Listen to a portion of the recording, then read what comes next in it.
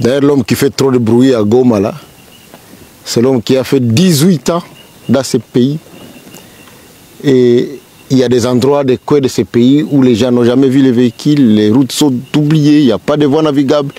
Ils n'ont aucune possibilité de pouvoir accéder. Mais je voudrais effectivement répondre aux questions des gens qui parlent par-ci, par-là du discours de Kabila et de sa présence à Goma.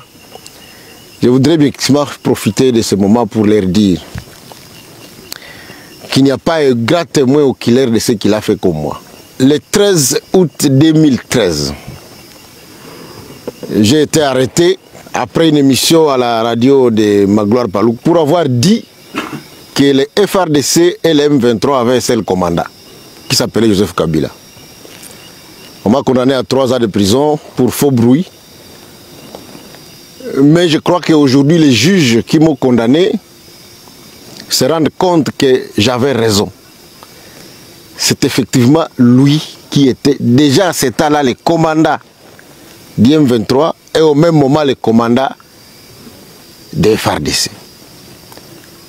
Par cette duplicité qui a duré plus de 18 ans, il a réussi à faire filtrer notre armée de bout à bout, de telle manière que nous sommes incapables de gagner la guerre.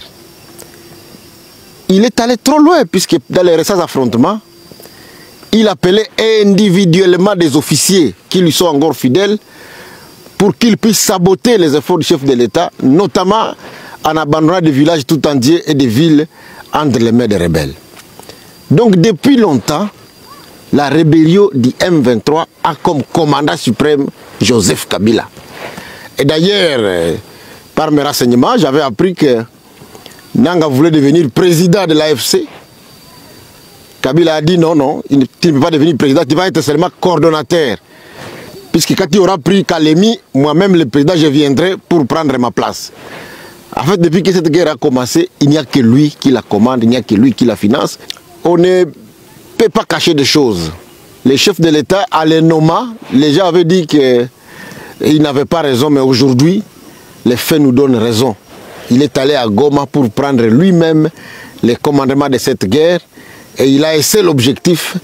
Il veut à tout prix prendre le Katanga et s'arrêter au Katanga puisqu'il est passionné depuis trop longtemps par l'idée de la balkanisation.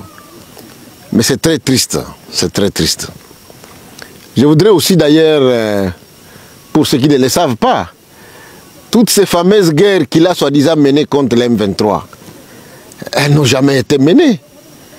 Nous avons été menés sur toutes les batailles, et même quand Mamadou Ndala, notre oncle de Wamba, et le général Baouma, notre ongle aussi de Isangi, lorsqu'ils ont décidé de mettre fin à cette guerre, ils ont fermé leur téléphone. Kabila ne savait pas les atteindre. Mais à la fin, vous savez ce qu'il en a fait. Il a tué Mamadou Ndala, il a tué aussi le général Baouma. Et aujourd'hui, lorsqu'il parle du Congo oriental, vouloir se porte-parole de Baswahili, je voudrais bien vous dire que lui n'a jamais été porte-parole de Baswahili. Il n'est pas digne de l'être. Mamadou Ndala, c'était Mousswahili. Baouma l'était aussi. Et même lorsque Katumbi a voulu devenir candidat président de la République, qui l'a empêché de devenir candidat? C'est lui-même. C'est pour vous dire qu'il ne peut pas prétendre que c'est lui qui est le porte-parole de Baswahili. Je voudrais d'ailleurs à cette occasion demander à mon frère Mboussa Nyamwisi que nous ici, nous sommes un peuple noble, un peuple respectable et un peuple respecté. Je sais qu'il n'est pas encore allé trop loin. Je voudrais vraiment lui demander d'arrêter d'appuyer Kabila. Kabila le trompe. Ce qu'il lui a fait avant-hier, il le lui fera encore aujourd'hui. C'est un ennemi de la République, il faut le traiter comme tel.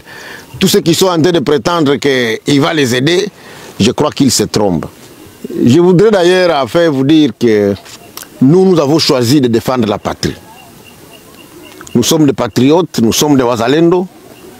C'est grâce aux Wazalendo que Ouvira n'est pas tombé, c'est grâce aux Wazalendo que le front n'est pas allé dans les Tanganyika et dans les Katanga.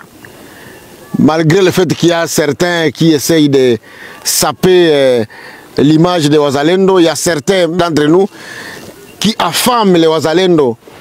Mais les Wazalendo ont choisi de se battre pour leur terre et pour leur pays. Nous allons continuer notre combat. Et je voudrais dire aux Gomatraciers, à tous les Wazalendo de Goma, que Kabila, le bourreau de la République, ne doit pas trouver sommeil dans la ville de Goma. Il ne doit pas trouver sommeil. Il faut absolument l'empêcher de se promener dans cette ville, puisqu'il a un plan machiavélique.